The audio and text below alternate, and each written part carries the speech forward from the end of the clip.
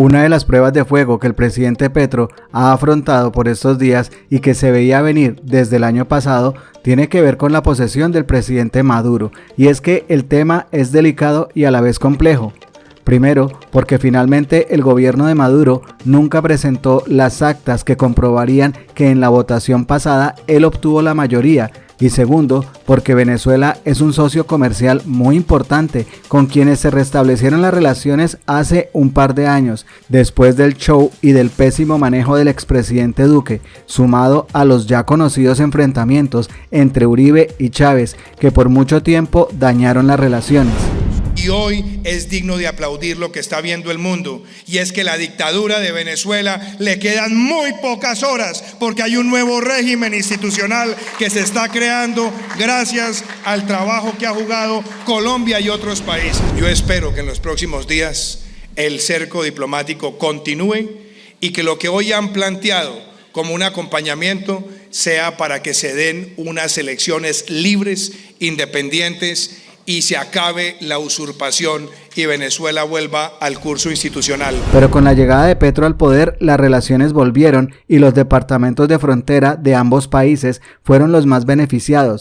La reactivación de estas relaciones bajo el gobierno del presidente Gustavo Petro ha mostrado signos de mejora, alcanzando en el año 2024 casi $1.000 millones en venta.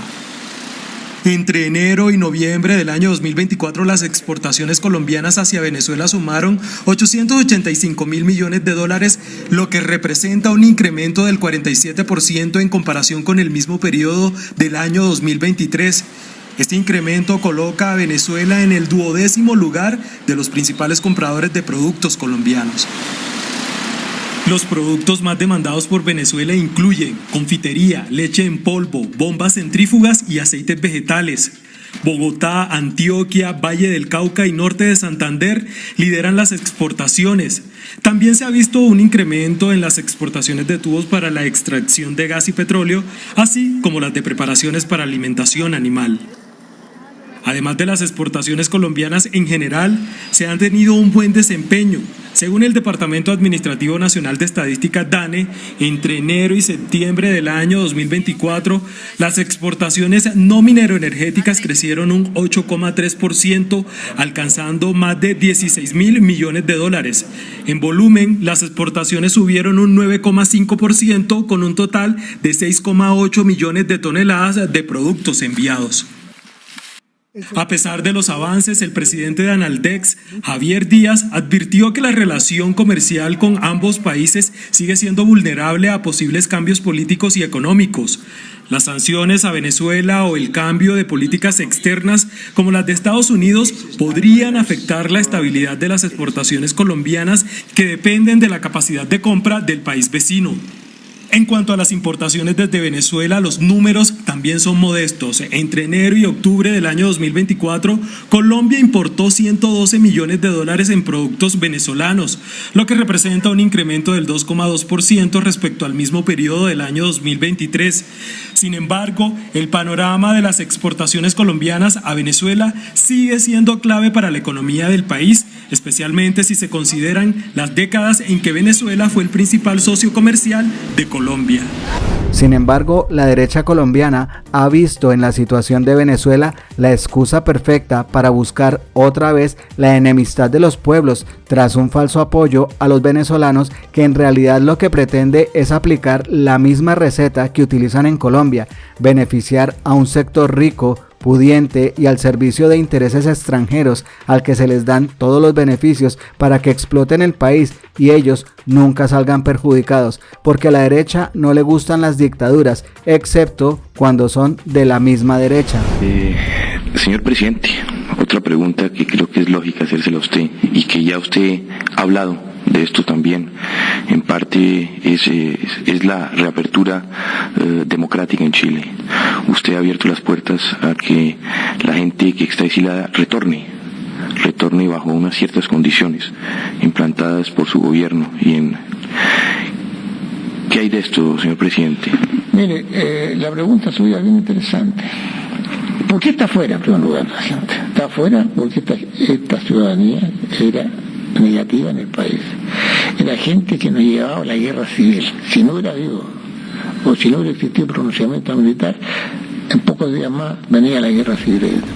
Con este panorama, para muchos, la presencia de Petro en la posesión sería vista como un espaldarazo al continuismo de Maduro, pero por otro lado, aceptar al otro candidato, Edmundo González, como presidente sin el reconocimiento de la ley electoral venezolana, pues tampoco parece una buena idea.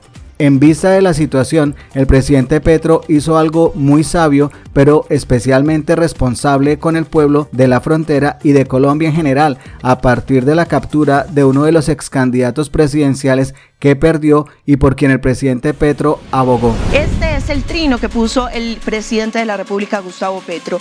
Igual que nuestro amigo Enrique Márquez, destacado progresista venezolano, ha sido detenido Carlos Correa, destacado defensor de derechos humanos en Venezuela. Esto y otros hechos impiden mi asistencia personal al acto de posesión de Nicolás Maduro. La solicitud de Colombia no fue atendida en el sentido de máxima transparencia en las elecciones pasadas, cuando tal posibilidad se expuso en diversos espacios de encuentro político al que fuimos invitados, en Europa, en Venezuela y en Estados Unidos. Las elecciones pasadas en Venezuela no fueron libres, no hay elecciones libres bajo bloqueos. El gobierno colombiano entiende que nuestros dos pueblos están ligados por sangre, cultura e historia y que cerrar fronteras, evitar el relacionamiento diplomático y separar nuestros pueblos a la fuerza es de una brutalidad enorme. Lleva a que las fronteras sean de las mafias y se provoca el hambre de millones de seres humanos colombianos y venezolanos y su éxodo, y a la violación sistemática de sus derechos humanos. Cualquier desavenencia entre los gobiernos no debe serlo entre nuestros pueblos. Colombia no romperá relaciones diplomáticas con Venezuela ni intervendrá en los asuntos internos de ese país sin invitación. Pero solicitamos desde nuestra propia lucha por los derechos humanos en Colombia se respeten para todos y todas en Venezuela. Las fuerzas progresistas de Colombia mantendrán su relación de colaboración y amistad con todas las fuerzas progresistas de Venezuela en procura de un gran diálogo político y social que lleve a la paz a toda la región y prevenga la violencia.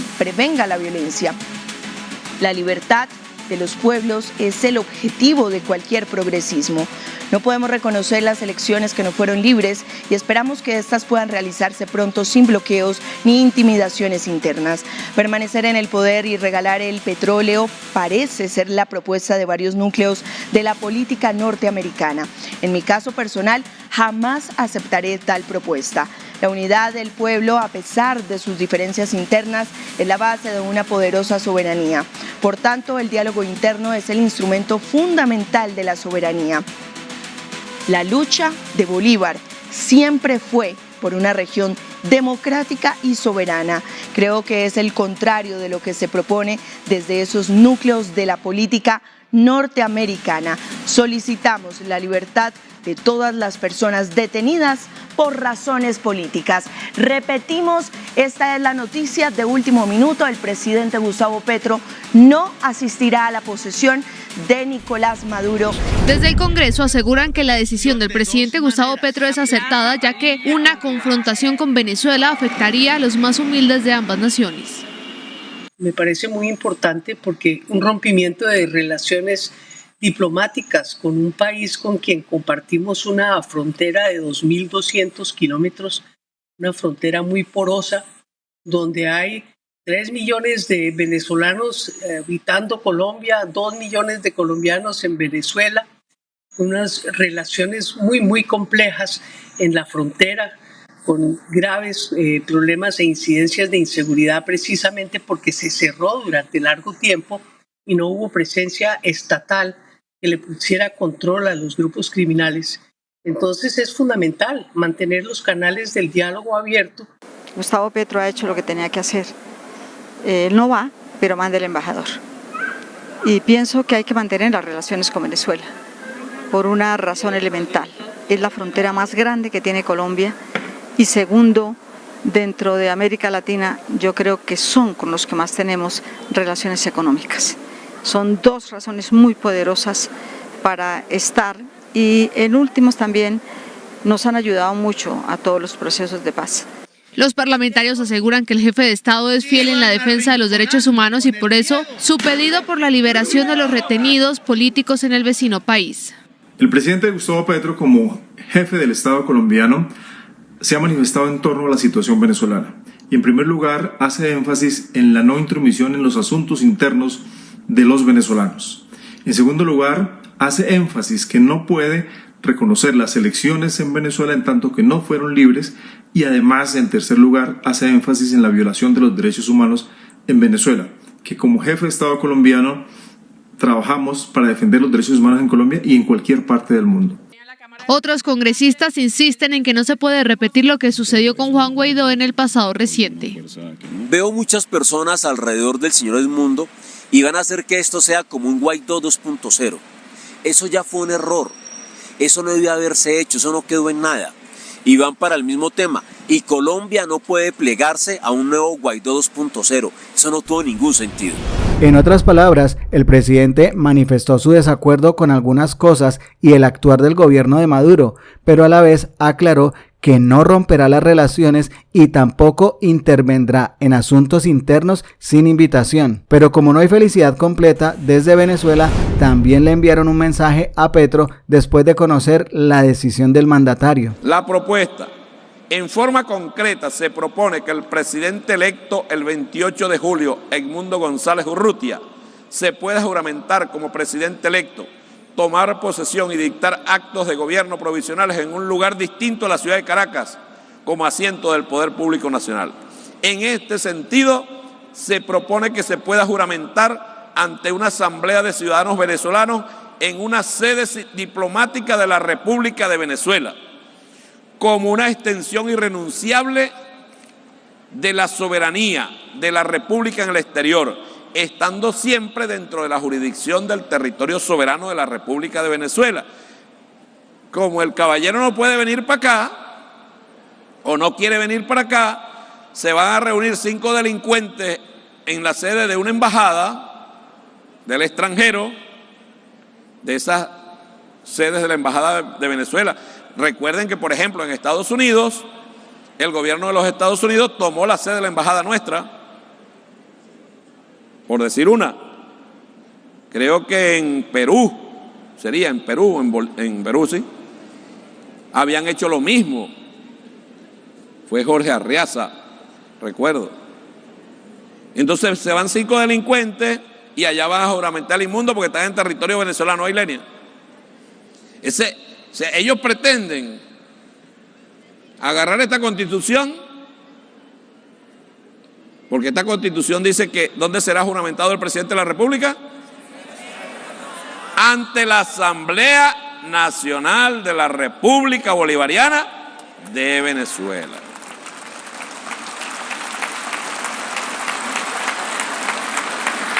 Y entonces se vienen con una explicación de esa que solo pueden hacer mis amigos los abogados aquí, para enredar todo, para decir que sí se puede, y eso, el que estaba al frente de eso se llama Enrique Márquez, parte del golpe de Estado que quieren dar en Venezuela. Aquí no hay ángeles, y menos en los opositores. Para los que andan defendiéndolo, ¿oíste, Petro? Defiéndelo. Gracias por hacer parte de la comunidad Magenta Radio. Si te gustó el video, por favor compártelo, comenta y por supuesto darle like. Nos vemos en el siguiente video.